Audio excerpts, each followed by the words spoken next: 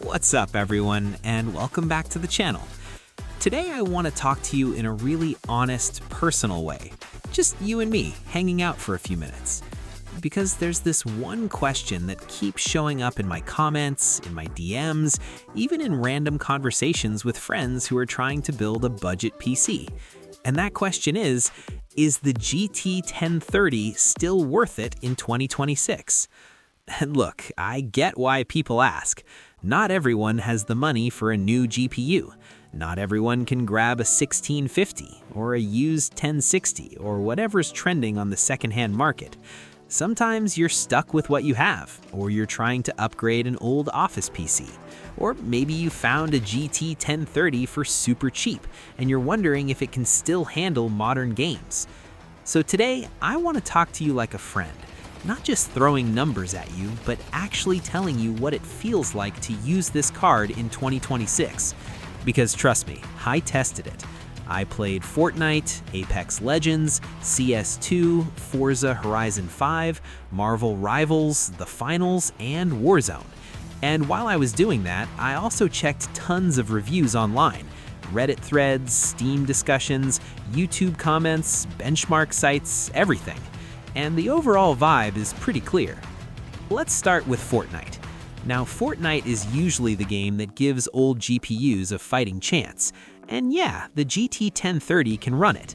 But here's the thing, it never feels smooth. You have to drop the resolution, drop the settings, and even then the frame rate jumps around like crazy. It's playable, but it's not comfortable.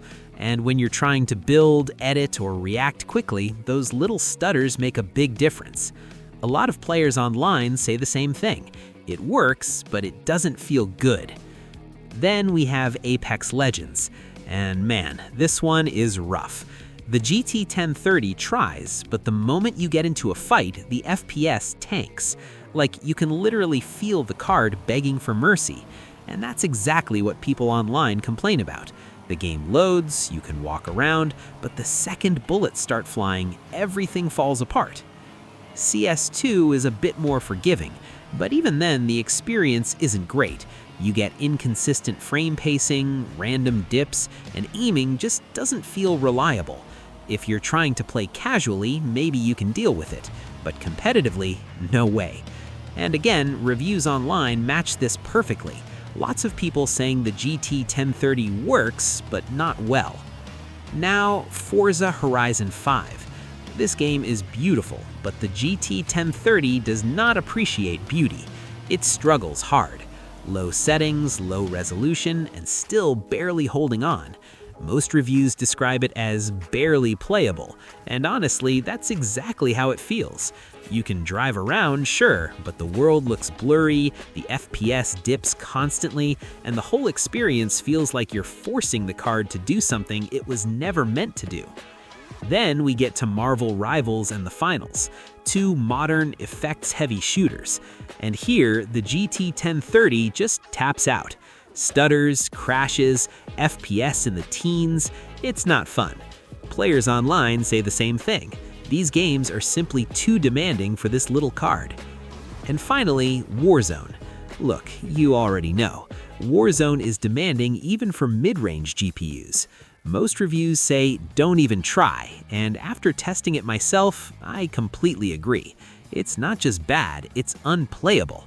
The card doesn't have the horsepower, the VRAM, or the bandwidth to handle a game like this. So after going through all of that, here's my honest, personal conclusion. The GT 1030 in 2026 is not a gaming GPU. It can run games, yes, but running and actually enjoying the experience are two very different things. And when the FPS is low, the textures are blurry, and the stutters never stop, the fun disappears really fast. But hey, that's just my experience. Now I want to hear from you. Have you used the GT 1030 recently? Did you manage to get decent performance out of it? Did you overclock it? Did you find a game where it actually surprised you? Let me know in the comments. I always love reading your stories. And of course, don't forget to subscribe if you want more benchmarks, more comparisons, and more honest, personal breakdowns like this. Thanks for watching, and I'll see you in the next one.